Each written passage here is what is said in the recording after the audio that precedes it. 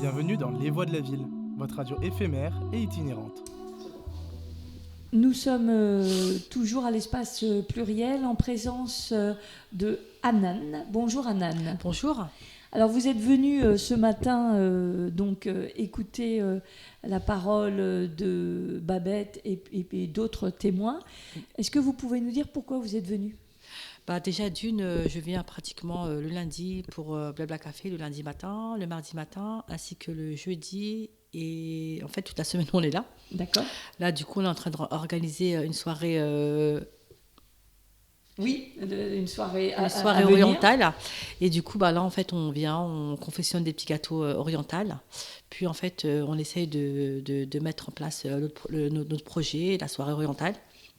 Alors, pendant ce petit moment-là qui vient de se dérouler, est-ce que vous avez été surprise des échanges ? Vous avez appris des choses ? Comment vous avez ressenti cette première heure ? Avec Madame Babette ? Oui. Franchement, son histoire, elle était très touchante, très émouvante, excusez-moi.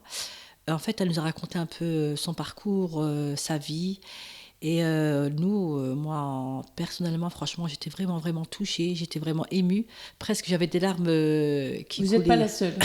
C'était très, très émue. Dans la vie, comme quoi, dans la vie, en fait, on peut avoir tout. En fait, dans la vie, en fait, il faut s'attacher à rien du tout.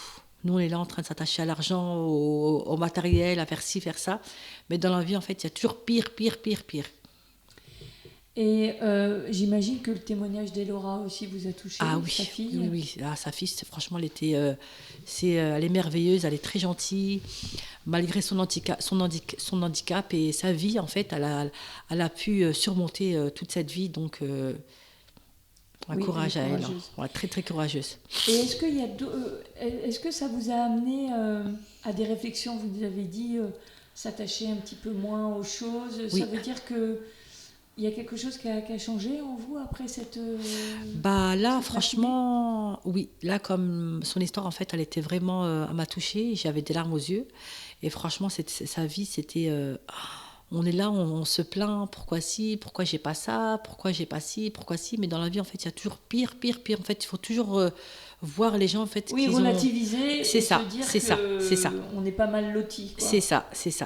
Est-ce que dans votre entourage proche vous avez l'impression qu'il y a des pervers narcissiques ou des gens toxiques ? Non, dans mon entourage, pas votre connaissance. Non, pas ma connaissance. Niveau cousine, cousin, ma famille, franchement, non, pas du tout. Non. Il n'y a pas de narcissique, il n'y a pas de problème psychologique. Et même par rapport à son histoire, Madame Babette, elle m'a dit aussi, elle se faisait battre par son père. Oui. C'était vraiment... Ah oui, et je lui ai posé la question... Elle a tout cumulé. C'est ça, je lui ai posé la question. Je lui ai dit pourquoi, quand vous étiez jeune, vous n'avez pas pu parler avec l'assistante sociale, avec les professeurs, tout et tout. Elle m'a dit non, à l'époque, il n'y avait pas tout ça.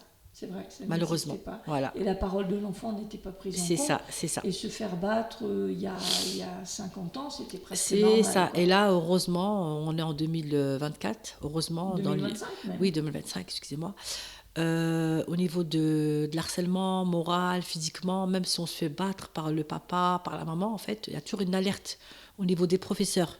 Maintenant qu'avant, à l'époque, il n'y avait pas tout ça, en fait. Il n'y avait pas de contact, en fait. Que maintenant, je pense qu'il y a beaucoup de contacts avec les professeurs, les enseignants. Même à la maternelle, quand ils voient un hématome, parce que moi, j'étais déléguée pendant plusieurs années, là, mais j'ai mes enfants qui sont un peu grands.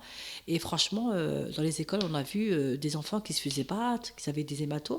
Mais les professeurs, franchement, ils ne lâchaient pas prise. Ils prenaient contact avec les assistantes sociales. Mais là, maintenant, ça va, c'est bien. Mais par rapport à l'époque, il n'y avait pas tout ça. C'est quand même dommage. Est-ce que vous êtes heureuse d'être venue ce matin ? Ah oui, je suis très heureuse. En plus, j'avais un rendez-vous entre-temps, donc j'ai dû annuler le rendez-vous pour venir assister à votre discours, en fait. D'accord. Merci beaucoup. Pas de souci. Merci. À vous. Bon courage. Merci, au revoir, monsieur. Merci. C'était Les Voix de la Ville, votre radio éphémère et itinérante.